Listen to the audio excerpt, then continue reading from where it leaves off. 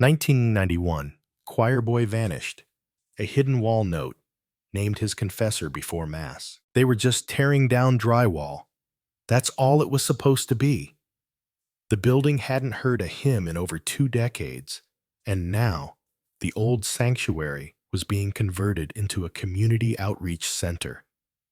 The men didn't say much as they worked, just the rhythm of crowbars, dust rising in pale sunlight through stained glass, the crackle of brittle paint giving way.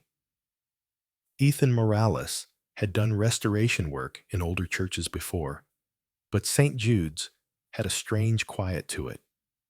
Not peaceful, something colder, heavier, like the air held its breath and waited. He was the one who found the note. It wasn't folded like a letter, more like wadded into itself, small and tight, pressed into the narrow seam between brick and the back paneling of the choir stall. Ethan almost missed it. The paper was yellowed, softened at the edges, nearly invisible against the lath and plaster. He pulled it free, carefully. Something in the way it resisted gave him pause, like it hadn't wanted to be disturbed. When he opened it, his eyes slowed across the words, not because they were unclear, but because they were too strange to absorb all at once. If you find this, ask Father M. Daniel Reyes, December 21st, 1991. That was it. No explanation. Just a name, a date, and a plea written in shaky handwriting that looked like a child trying not to get caught. Ethan took a photo and posted it in a private Facebook group for historical preservationists, half thinking someone might know what it meant. He didn't expect more than a few speculative comments. But that night, a direct message appeared in his inbox from someone he didn't know. Allison Park. And all it said was, "Where exactly did you find this?" She had grown up singing in that choir. 30 years had passed since Daniel Reyes had vanished from the parish the night before the Christmas Eve service. The story had gone cold, quietly mourned, and mostly forgotten, except by a few former parishioners who still lit candles on December 22nd. Allison wasn't expecting to be pulled back into it, not like this. She hadn't thought about Daniel in years, at least not in full color. Just flashes, like fragments of a stained glass window that no longer caught the sun. His voice, soft, high, impossibly pure. The way he used to hum under his breath when no one was listening. How he always seemed half present, like something inside him was always holding back. The last time she saw him, he was tying his robe backstage, head bowed, lips moving in silent prayer. She had teased him for being so serious. He smiled a little, didn't answer, and then he never showed up to rehearsal. Never came home, never came back. For years, the official explanation had been that Daniel ran away. Some whispered he'd gotten scared. Some said he was just too sensitive. No one said what they really feared, that something had happened inside the church walls. And the silence that followed wasn't grief, it was protection. Allison had become a journalist, mostly local interest features and community issues. She never covered true crime, never dug into cold cases. She didn't like conspiracy theories or dramatic speculation. But this wasn't a theory. It was a name, a date, a boy she had known reaching out from a wall that hadn't been opened in 30 years. She stared at the photograph on her screen, the faded ink barely legible. If you find this, ask Father M. There was only one Father M at St. Jude in 1991. Father Michael Larrabee, choir director, confessor. and the last adult to be seen speaking with Daniel. Allison remembered his voice, gentle, melodic, rehearsed. His homilies were soft, full of metaphors about light and purity. He had a way of placing a hand on your shoulder when he spoke, eyes kind and distant at the same time. The parishioners adored him. Parents trusted him.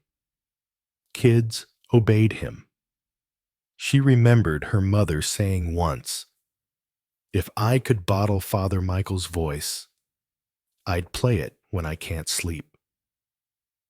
That same year, he left the parish without ceremony. No farewell mass, no formal announcement, just gone. Allison had been 13 then, not old enough to connect dots, not brave enough to ask why. But now there was a note. Now there was a name. She booked a flight back to her hometown that same week. There wasn't even a question. Something in her chest had begun to rattle the moment she saw that photo, like a trapped breath she hadn't realized she was holding for 3 decades. When she arrived in town, the air was thinner than she remembered. Or maybe it was just the weight of return. St. Jude stood like a memory preserved in brick, unchanged but somehow smaller, tucked between a pharmacy and an abandoned bank. The for sale sign had been covered by scaffolding, and the front doors were open for construction. Allison didn't ask permission. She stepped inside. The sanctuary smelled like dust and old wood, pews half removed, carpet rolled into heavy coils. But the stained glass still glowed in the morning sun, casting fractured rainbows on the floor. Her footsteps echoed like footsteps should never echo in a church. She found the choir loft, found the paneling that had been pulled, and stood there. The wall was now bare, but once, behind it, was a voice trying not to disappear. Daniel's handwriting came back to her. How he always curled the loops in his R, how his D was too big for the line. She knew it was his, even if the world hadn't. She sat on one of the remaining pews and opened her notebook. December 21st, 1991, she wrote, the last time Daniel Reyes was seen, and maybe the first time he tried to be heard. In that moment, she knew this wasn't a story to cover. It was something to recover. And somewhere out there was a man who had known what that note meant before any of them. Father Michael hadn't been seen in public since the late 1990s, but clergy retirement homes had long memories. And if Daniel had written his name before vanishing, that meant there had been a moment, a confession, a confrontation, something, when a child had asked for help or warned the next person, and someone hadn't listened. Allison closed her notebook, stood, and looked once more at the space where the wall used to be. Sometimes churches echo louder after the songs have stopped. Sometimes the silence is the loudest clue. And Daniel Reyes had left a voice inside the silence that no one had thought to hear. Until now. It had been 30 years since she last walked through those doors, and still, something in her ribs tightened as the hinges creaked behind her, announcing her return like an unwanted memory. The church hadn't changed much. Not really. The altar still stood under its vaulted dome, like a witness who never stopped watching. The faded smell of candle wax clung to the corners. Even the scuffs on the tile near the side pews were still there. Reminders of where kneelers were hastily pushed back during long holiday masses. But the voices were gone. She stepped further inside, her boots muffled by dust, and a kind of stillness that had nothing to do with peace. Allison paused near the old baptismal font. She remembered dipping her fingers into the water as a child, flicking drops at Daniel when no one was looking. He used to flinch and smile at the same time, never quite sure if he was allowed to be silly, always walking that tightrope between reverence and fear. She moved toward the choir loft. The railing was missing a section, half removed by the construction team, and a sheet of plastic hung where once robes had been kept in neat order. She climbed the side steps slowly, fingers brushing the wooden wall for balance. The room at the top hadn't changed. It was still small, still strangely intimate. This was where Daniel used to sit cross-legged on the floor, humming notes under his breath while waiting for practice to begin. Allison could picture him clearly now. The white robe always a size too large, the collar twisted, his voice so delicate it felt like porcelain trying to breathe. She didn't know what she expected coming back. Closure? Hardly. There was no such thing. Only openings that hadn't been noticed before. Only fractures in time that waited to be looked at. Her fingers traced the wood panels near the wall where the note had been found. The gap had been filled with fresh joint compound, cleaned, sanitized, as if something dangerous had once lived there and needed to be erased. She sat on the edge of the riser and opened her notebook. December 1991. Daniel was 13, same as her. They had joined choir together at 9. 4 years of rehearsals, 4 years of Christmas programs, Easter masses, early mornings in itchy fabric. 4 years of silence she hadn't realized she was keeping. She thought back to the last week before Daniel disappeared. They had been preparing for the Christmas Eve service. Father Michael had been unusually strict, calling for extra rehearsals, emphasizing discipline of the soul through voice. His words echoed in her memory, like stage lines delivered too seriously.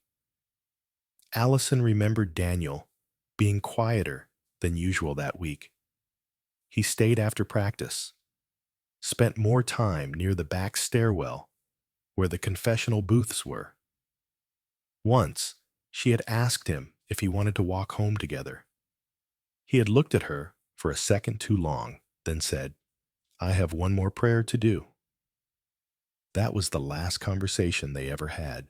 Now, 30 years later, she couldn't tell if he had been praying or preparing. She opened her laptop, loading the image Ethan had sent her.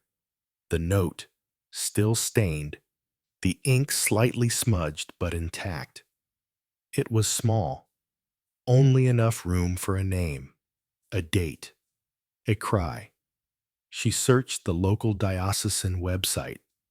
St. Jude's records were mostly gone, archived into silence, but there were hints, digital ghosts, of past newsletters, event calendars.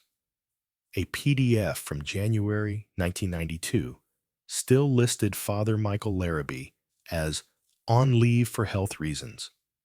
Leave, not reassignment, not transfer, just gone. Allison dug deeper. It took hours. Coffee gone cold, the sunlight dimming through the half-boarded windows. She found a scan of the St. Jude choir roster from 1991. Her own name near the bottom. Daniel's 2 spots above. Next to his, a handwritten mark in red, pending. Pending what? She stared at the word until it stopped looking like a word. That evening, she met with Mrs. Angela Chu, a retired administrative assistant who had worked in the parish office for over 30 years. Allison remembered her from childhood. The woman with the jangling bracelets who always smelled like cinnamon tea and church bulletins. They met at a small diner off the highway. Angela looked older now, but her eyes hadn't lost their sharpness. "I remember Daniel," she said, stirring cream into her cup. "Quiet kid, sweet, never caused trouble. Do you remember anything strange about the week he disappeared?" Angela paused, then looked over her shoulder, though the diner was nearly empty. "There was a tension," she said softly. "Things felt off. Father Michael was withdrawn. He canceled a staff meeting the day before Christmas Eve, said he needed prayer and reflection, but I found his office locked that day. That never happened." "Did anyone ask about Daniel?" "Of course. But things got brushed aside. His parents, they were told it was most likely a runaway case, that he had always seemed emotionally fragile."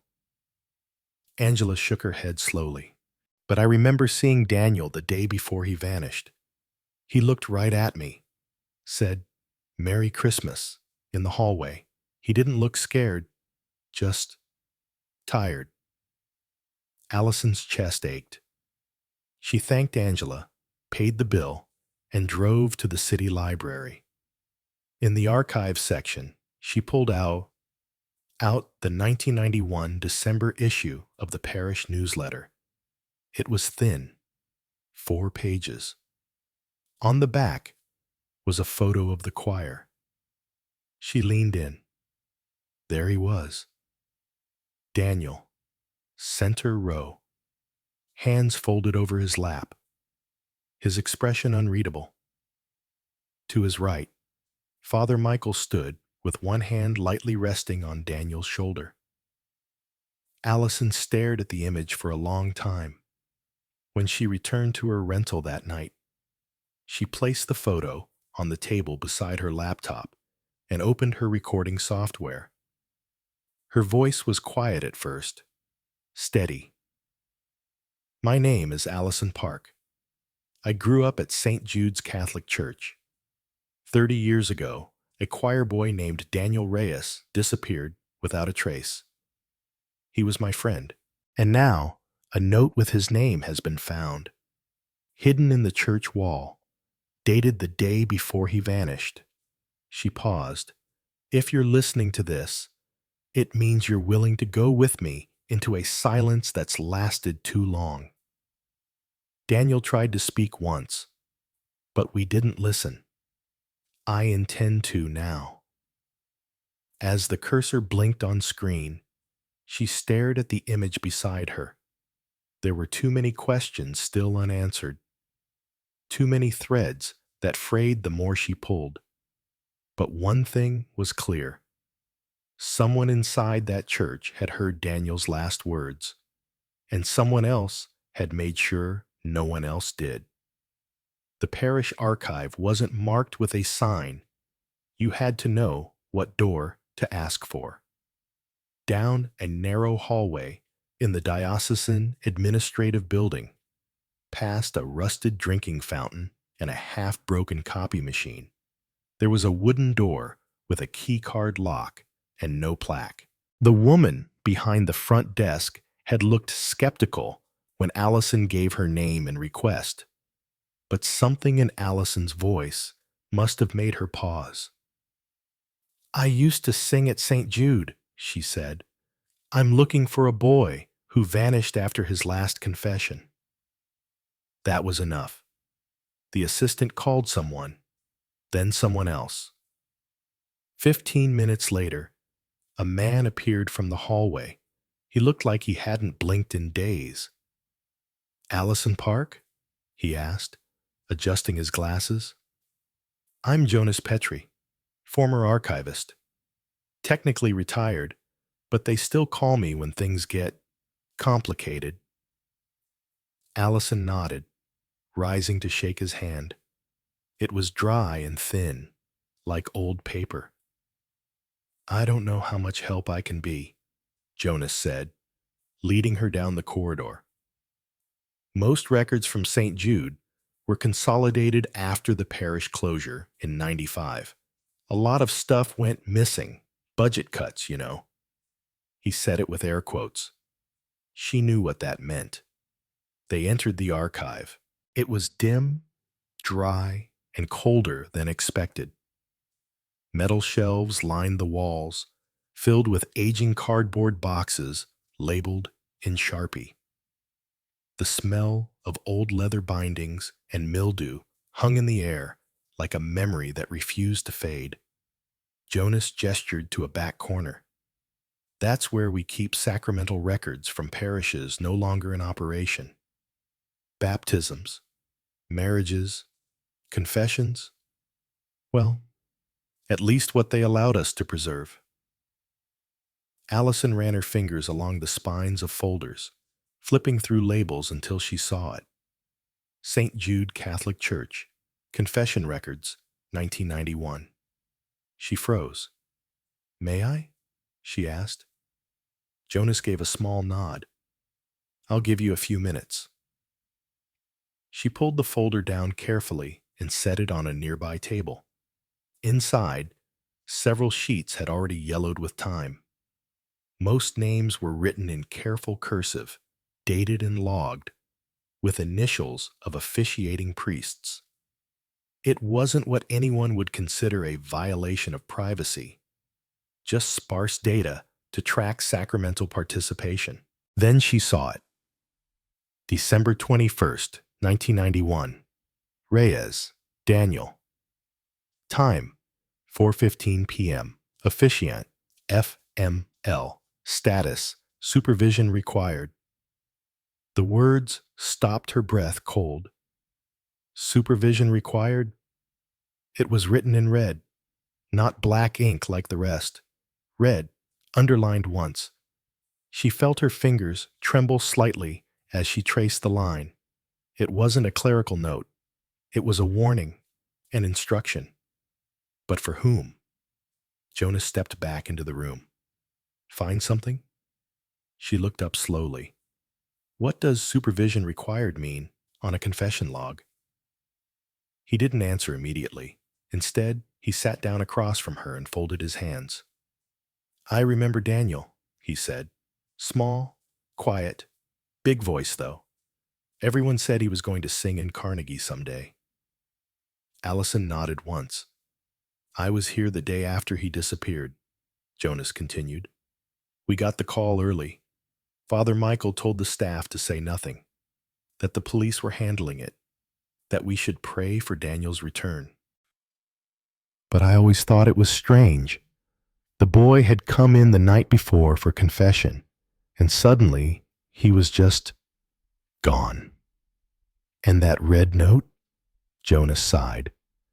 Red ink was used internally when a child made a disclosure that might require follow-up. Abuse, danger, self-harm. We weren't told the content, just that the priest who heard the confession flagged it for diocesan review. Allison clenched her jaw. "So you're telling me someone marked Daniel's confession as serious enough to need supervision, and then within hours, he vanished, and no one followed up?" Jonas looked pained. "Allison, I'm not defending what happened. I'm telling you how things worked back then. Priests didn't want outside interference. Everything was handled within." "Within isn't good enough," she whispered. He nodded slowly. Allison took photos of the page, every line, every ink stroke. She needed it preserved, if not for herself, then for the next person who came searching. "I always wanted to believe," Jonas said quietly, "that he ran away, that maybe he just wanted out. But deep down..." Allison looked at him. "I think something happened that night. Something that no one wanted written down." She packed her things and thanked him. As she left, Jonas walked her out. "Be careful," he said before she stepped outside. Old truths have sharp edges. The sun was low by the time she returned to her motel. She sat at the desk, stared at the screen, then opened her recorder again. December 21st, 1991, she began, her voice more resolute now. Daniel Reyes, age 13, entered the confessional booth at St. Jude's Church. The priest on record was Father Michael Larrabee. At the end of that session, someone marked his name in red with the words, "Supervision required." Hours later, Daniel was gone. 30 years later, the note he left behind still begs the same question. Why didn't anyone listen? She stopped recording. The silence in the room was pressing against her skin. She didn't cry. Not yet.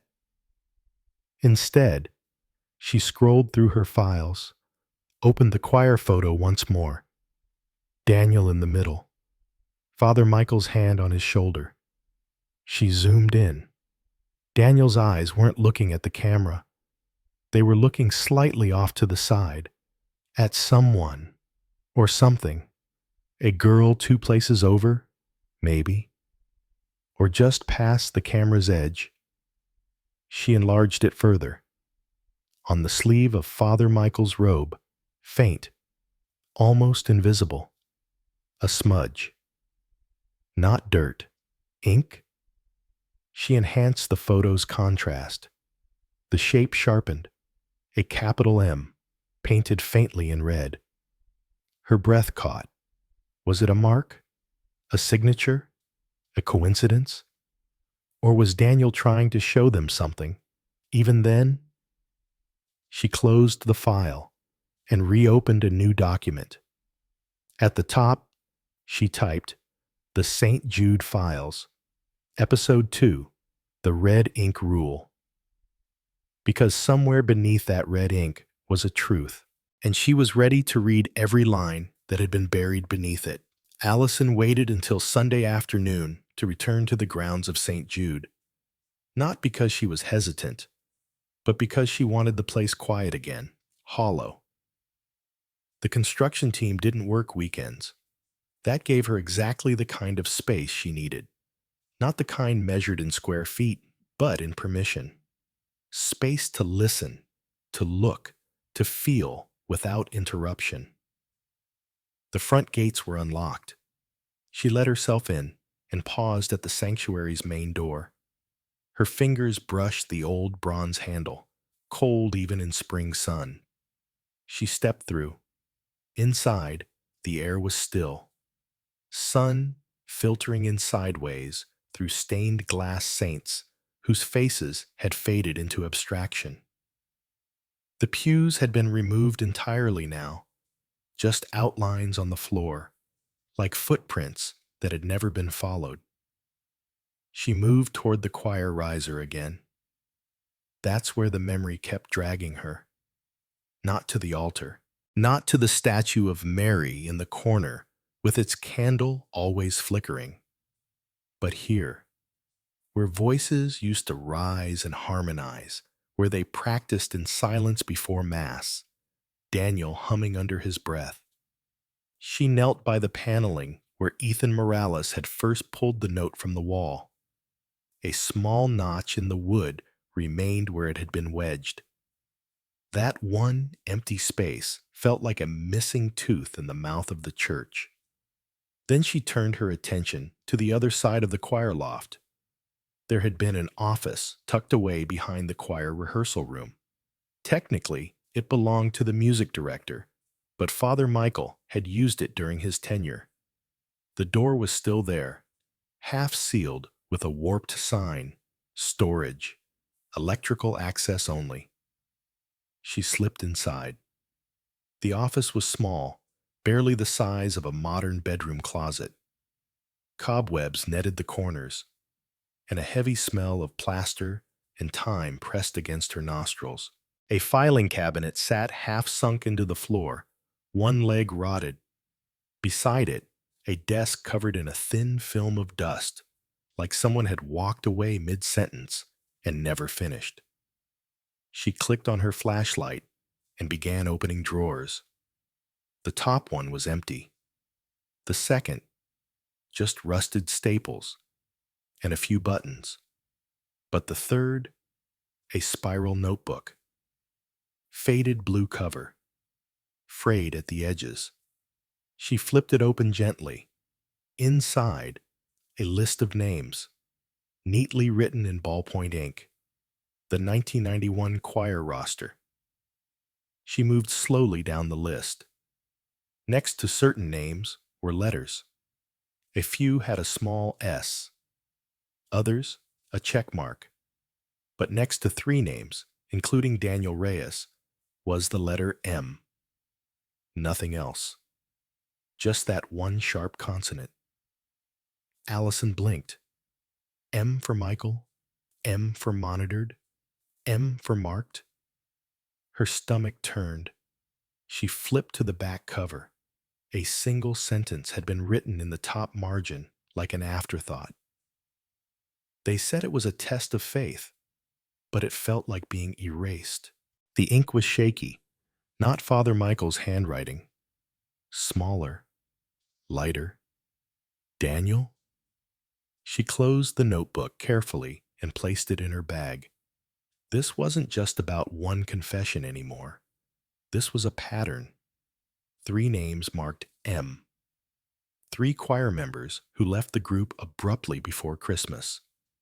She remembered one of them, Lena Barlow, a girl with a bright soprano voice who had fallen silent halfway through the Advent season and never returned. Her parents had pulled her from the program after an incident. No one had ever said more. The second name, Jacob Lynn, she barely remembered. Shy, small, moved away shortly after Christmas. And then Daniel, the only one who never made it home. Allison felt her breath tightening. The choir wasn't just a place of song. It had become a list of those who disappeared quietly, one by one. She pulled out her phone and took a photograph of each page, then stood, turning toward the filing cabinet one last time. It screeched slightly when she opened the lowest drawer. Empty, except for a folded sheet of paper in the very back. She reached in. It was a staff meeting agenda from December 20th, 1991, 2 days before Daniel disappeared. Typed in block format, with the usual items: mass schedule, Advent plans, volunteer lists. But at the bottom, handwritten in red ink, choir concerns, Father M to resolve internally, no escalation, ES. Her eyes widened. ES, she had seen that abbreviation before, not in the church roster, but in diocesan letters during her earlier research. Edgar Sloan, the auxiliary bishop assigned to the district at the time. If Bishop Sloan had instructed Father Michael not to escalate a choir concern, and Daniel vanished 2 days later. This was bigger than Father Michael. This was sanctioned. She stepped back, pressing her fingers to her forehead. Allison wasn't just chasing a predator now. She was chasing a network. Later that evening, she met with Ruth Marino, an aging parishioner who had volunteered with the youth program in the early 90s. Ruth had been reluctant to speak when Allison first reached out, but something about hearing Daniel's name had shifted her tone. They sat in Ruth's dim kitchen, light flickering above. "I remember him," Ruth said, her voice raspy. "He used to sing with his eyes closed, like he was trying to protect the notes before the world could hurt them." Allison swallowed. "I found a note," she said, "left in a wall, with Father Michael's name." Ruth didn't flinch. Instead, she stood and returned moments later with an old manila envelope. "I never showed this to anyone," she whispered. Inside, a torn page from the 1991 Christmas choir program. On the back, a note scribbled in pencil. Practice moved to Thursday. Private voice sessions after group dismissed. FM. Allison froze. Thursday, December 19th. 2 days before Daniel's final confession. 3 days before his disappearance. Private sessions? She leaned back, every nerve on edge. Daniel had likely been alone with Father Michael after group rehearsals. That's when it happened. That's when the silence began. Back in her motel room that night, Allison loaded the audio file of her podcast draft and clicked record. Today, I found a roster with names marked M. I found an old choir program note authorizing private, unsupervised sessions.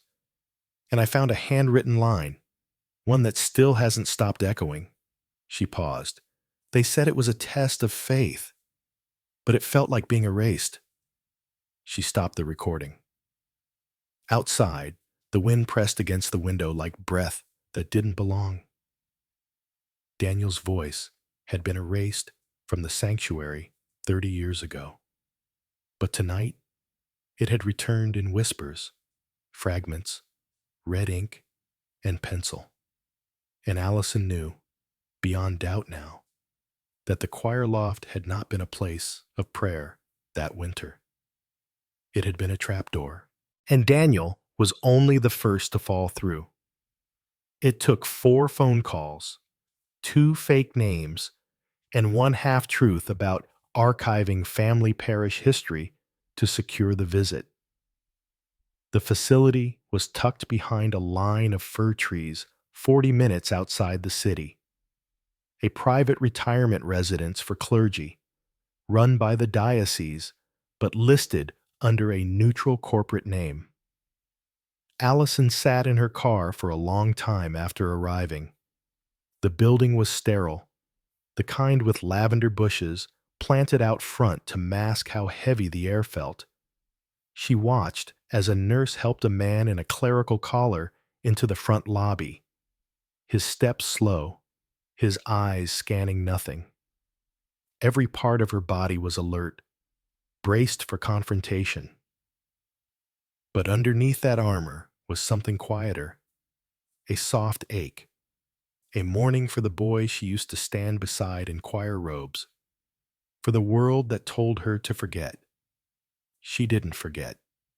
She stepped out of the car, shoulders square, note tucked in her bag. The copy of Daniel's handwriting, and the photo, the one from 1991, with Father Michael's hand resting on the boy's shoulder like a seal. Inside, the front desk clerk asked for her name. Anna Fields, she replied, as rehearsed. Here to visit Father Larrabee? Allison nodded once. The woman gave her a laminated badge and gestured down the hallway. He's lucid most days, just slow. The hallway smelled like disinfectant and old wood polish. Framed watercolor paintings lined the walls. Meadows, chapels, rivers with no names. She passed closed doors, muffled televisions. And then she saw it. Room 118. She knocked softly. No response. She knocked again.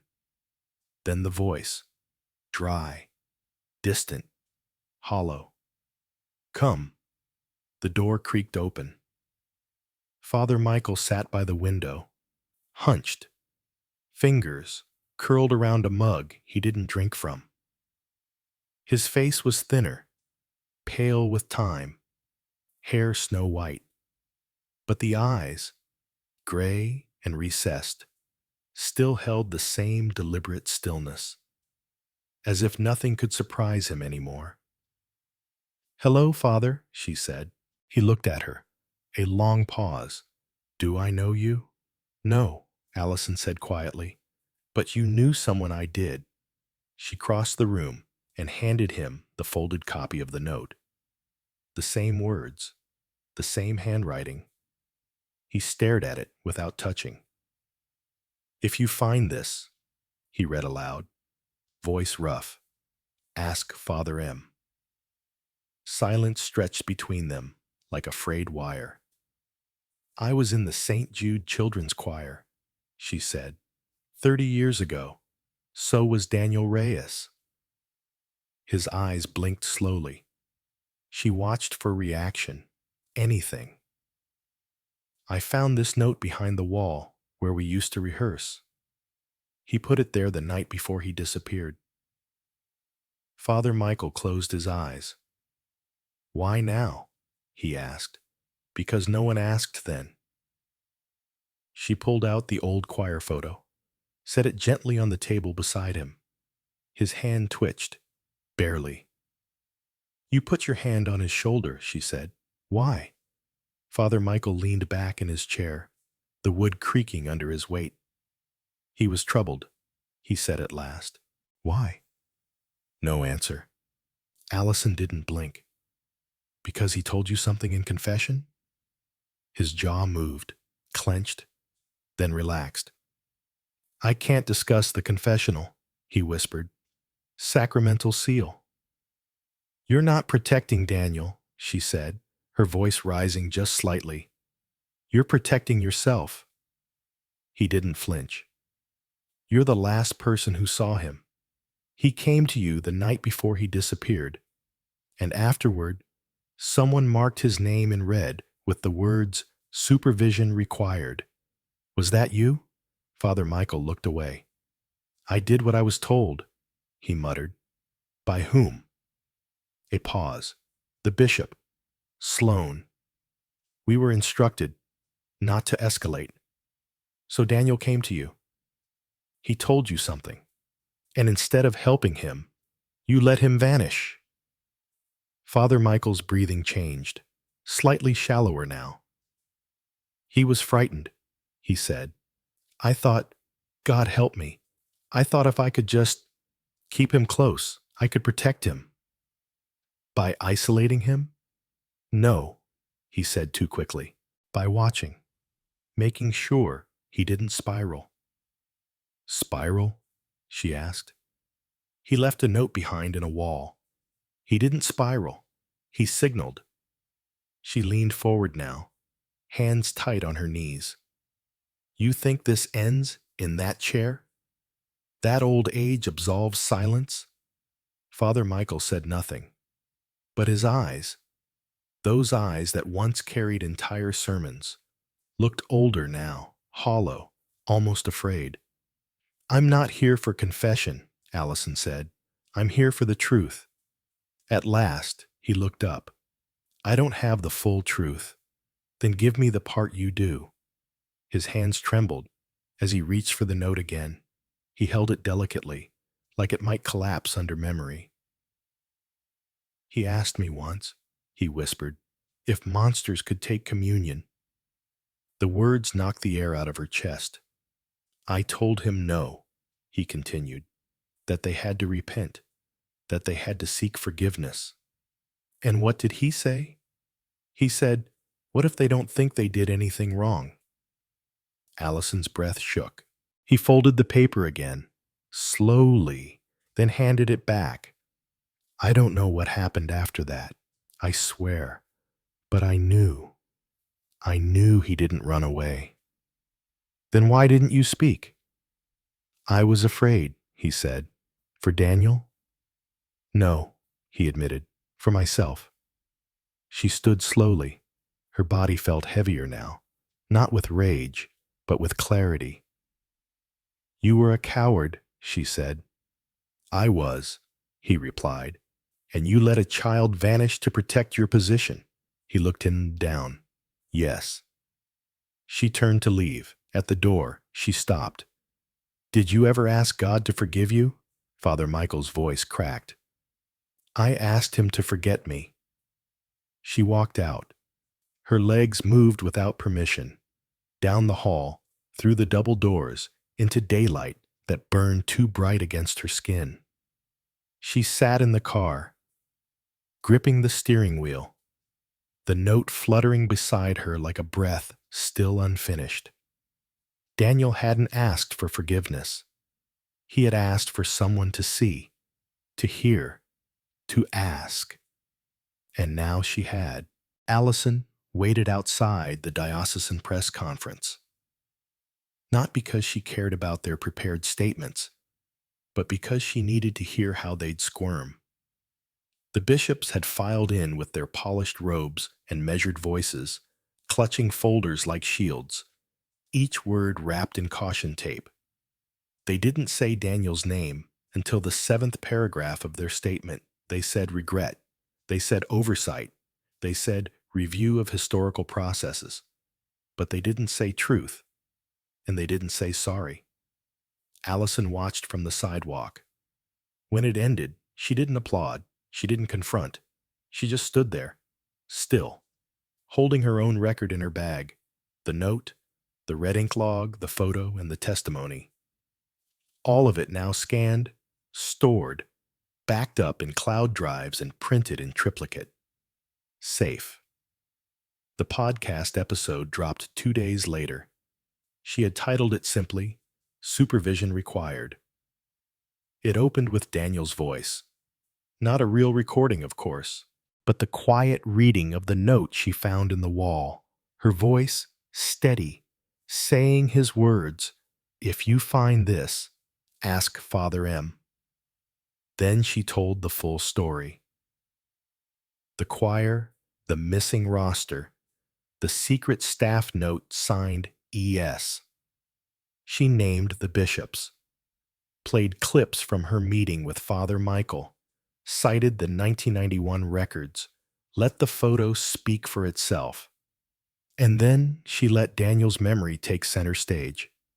The response was overwhelming. Hundreds of messages, former parishioners, parents, other choir alumni. One woman said she found a note behind her church's old altar rail years ago and was too afraid to speak. Another sent Allison a copy of her daughter's diary from 1992, describing choir sessions with private blessings from Father M. The weight of it all poured in, but for once, Allison didn't feel crushed beneath it. She felt carried. Daniel's name trended, not as a victim, but as a boy who had tried desperately to be heard. And now he was. The diocese issued another statement a week later. This time, it included his name. A promise of investigation. A commitment to review every internal file from 1990s 1995. Bishop Sloane's name appeared in footnotes, linked to other flagged confessions that were never followed up. Father Michael resigned his emeritus privileges. Voluntarily, which, Allison thought, meant someone probably whispered consequences behind a closed door. But that wasn't the victory. The real moment came quietly, a month later, in a small hall behind the rebuilt St. Jude's Parish. The building had been reopened as a community center. One of the new volunteers had reached out to Allison with an idea. "We'd like to honor him," the woman had said, "in music." Allison stood at the back of the small auditorium that day.